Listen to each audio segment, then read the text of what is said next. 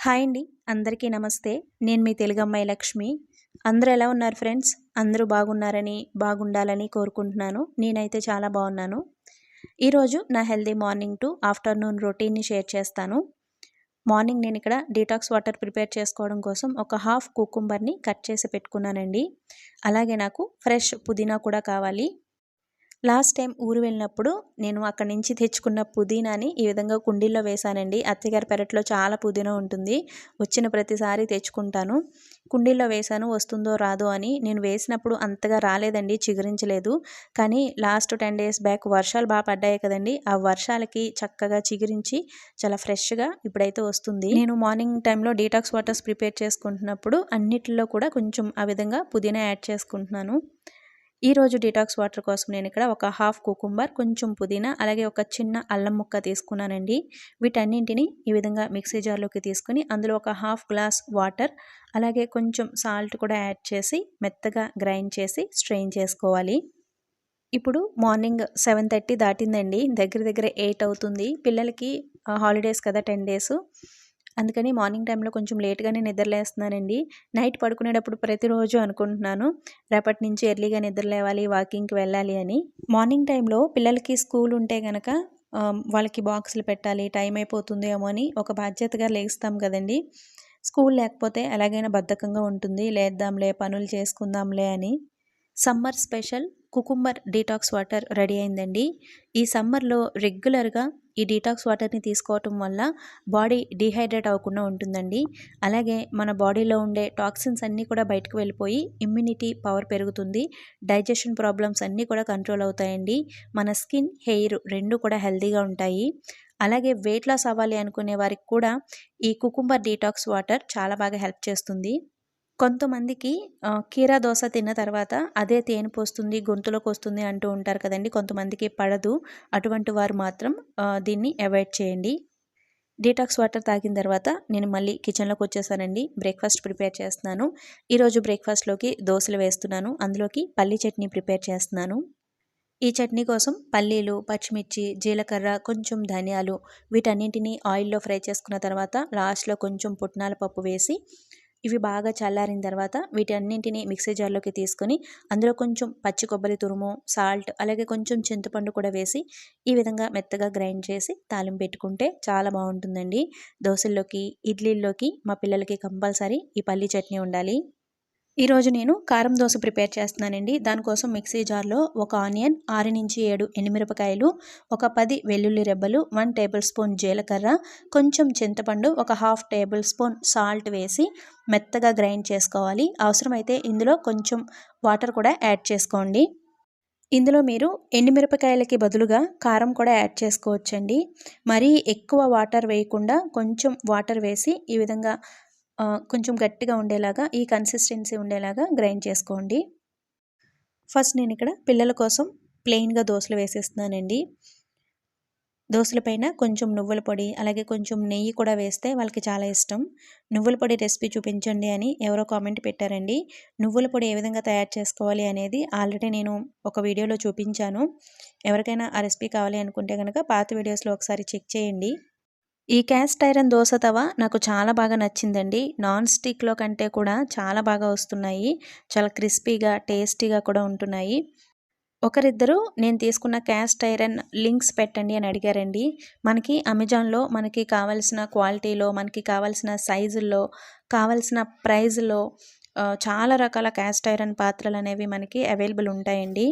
నేను లింక్ పెట్టి దాని ద్వారా మీరు తీసుకోవడం కంటే కూడా మీరే చూసుకొని ఇండివిడ్యువల్‌గా తీసుకోవడం మంచిదండి. నాకు నచ్చినవి మీకు నచ్చకపోవచ్చు కదండీ! అందుకనే నేను ఎక్కడ కూడా లింక్స్ అవి కూడా వేటివి ప్రొవైడ్ చేయను.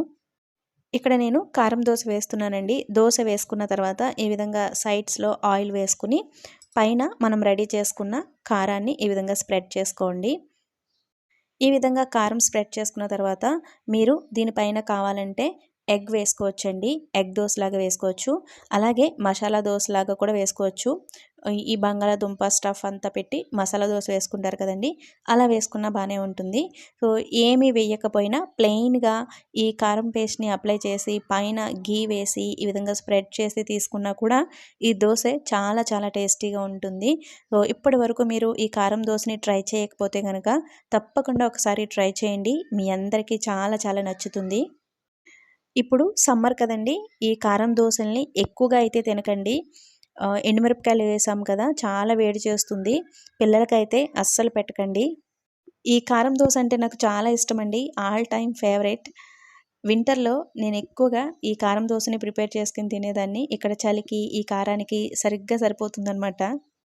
మీరు దోసలు ప్రిపేర్ చేయడానికి పిండి ఏ విధంగా తయారు చేస్తారో చెప్పండి అని షార్ట్స్‌లో ఒకరిద్దరు అడిగారండి. దోస పిండి కోసం నేను 1 గ్లాసు మినపప్పుకి 2 గ్లాసుల రైస్‌ని యాడ్ చేస్తానండి. అలాగే అందులోనే ఒక గుప్పెడు పచ్చిశనగపప్పు, 1 టేబుల్ స్పూన్ మెంతులను కూడా వేసి నానబెట్టుకుని రుబ్బేటప్పుడు రైస్ కానీ లేదంటే అటుకుల్ని గానీ నానబెట్టి వేస్తాను. అటుకులు గానీ, రైస్ గానీ వేసుకోవటం వల్ల దోసలు చాలా టేస్టీగా ఉంటాయి. మెత్తగా కూడా వస్తాయి. బ్రేక్‌ఫాస్ట్ అయిన తర్వాత వంట స్టార్ట్ చేసే ముందు వాషింగ్ మిషన్‌లో బట్టలు వేసేసుకుంటానండి.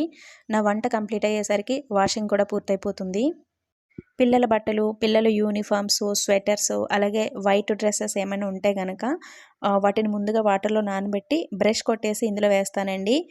వీటిల్లో పిల్లల బట్టలు అస్సలు వదలవనమాట. అందుకని ముందుగానే బ్రష్ కొట్టేసి ఇందులో వేస్తాను. కొన్ని బట్టలైతే నేనసలు వాషింగ్ మిషన్‌లోనే వేయనండి. వాషింగ్ మిషన్ అనుకుంటాం గానీ, మనం చేతులతో ఉతుక్కున్నంత నీట్‌గా అయితే క్లీన్ అవ్వవు కదండీ! మురికి పట్టిన బట్టలైతే అస్సలు క్లీన్ అవ్వవు. పిల్లో కవర్సు, పిల్లల సాక్స్‌లు, వైట్ యూనిఫార్మ్ ఇవన్నీ కూడా నేను నైట్ వేడి నీటిలో నానబెట్టి మార్నింగ్ బ్రష్ కొట్టి ఇందులో వేస్తాను. లేదంటే నేనే జాడించి ఆరేస్తానండి.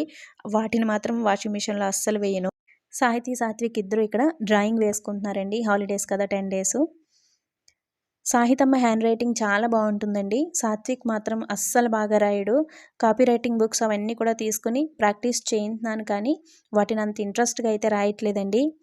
కాలనీలో ఎవరో ట్యూషన్ చెప్తున్నారంట. ఇంకో 2 డేస్‌లో ఇంకా ట్యూషన్‌కి పంపిద్దామని చూస్తున్నాను. ఇక ఆఫ్టర్‌నూన్ లంచ్‌లోకి నేను ఈరోజు చికెన్ కర్రీ ప్రిపేర్ చేశానండి. అలాగే పిల్లల కోసం పెసరపప్పు చారు కూడా చేశాను. చికెన్ ఉంటే కంపల్సరీ రసం లేదంటే పప్పుచారు కంపల్సరీ ఉండాలి. వంట అయిపోయిన తర్వాత పిల్లలిద్దరికీ నలుగు పెట్టి స్నానం చేయించానండి. ఇంకా సమ్మర్ స్టార్ట్ అవుతుంది కదా! నలుగు పిండి ప్రిపేర్ చేసుకొని స్టోర్ చేసుకున్నాను. వారానికి 2 సార్లు ఈ సమ్మర్‌లో వాళ్ళకి నలుగు పెడతానండి. ఈ నలుగు పిండిని నేను ఇంట్లో ఉండే సింపుల్ ఇంగ్రీడియెంట్స్‌తోనే ప్రిపేర్ చేస్తానండి. ఎవరికైనా కావాలి అంటే గనక కింద కామెంట్ చేయండి. నెక్స్ట్ వీడియోలో ఈ నలుగు పిండి ప్రిపరేషన్ కూడా చూపిస్తాను. నా పనులన్నీ కంప్లీట్ అయ్యేసరికి బట్టల వాషింగ్ కూడా కంప్లీట్ అయిపోయిందండి. వింటర్‌లో అయితే బట్టలు ఆరేయడానికి పైకి వెళ్ళాల్సి వచ్చేది. ఇప్పుడు మార్నింగ్ టైంలోనే ఎండ బాగా వస్తుంది కాబట్టి కిందే వేసేస్తున్నాను. కిచెన్ పక్కన ఈ విధంగా వాషింగ్ ఏరియా ఉంటుందండి. ఈ వాషింగ్ ఏరియా పైన వెంటిలేషన్ కోసం, ఎండ రావటం కోసం గ్రిల్ ఉంటుందనమాట. పైనుంచి మనకి కిందకి ఎండ పడుతూ ఉంటుంది. అందుకని ఇక్కడ బట్టలు సమ్మర్‌లో అయితే చాలా బాగా డ్రై అయిపోతాయండి. వింటర్‌లో అయితే మనం పైకి తీసుకెళ్ళి వేయాలి. చాలామంది హోమ్ టూర్ పెట్టమని కామెంట్ పెడుతున్నారండి. నెక్స్ట్ వీక్ హోమ్ టూర్ చేయడానికైతే ట్రై చేస్తాను. ఈ వీడియో అయితే ఇంతటితో ఎండ్ చేస్తున్నానండి. వీడియో నచ్చితే తప్పకుండా ఒక లైక్ ఇచ్చి వెళ్ళండి ఫ్రెండ్స్. అలాగే మీలో ఎవరైనా ఇంకా సబ్స్క్రైబ్ చేసుకోకుండా వీడియో చూస్తున్నట్లయితే ఛానల్‌ని తప్పకుండా సబ్స్క్రైబ్ చేసుకోండి. మరొక మంచి వీడియోతో మళ్ళీ మీ ముందుకొస్తాను. Thanks for watching. బాయ్.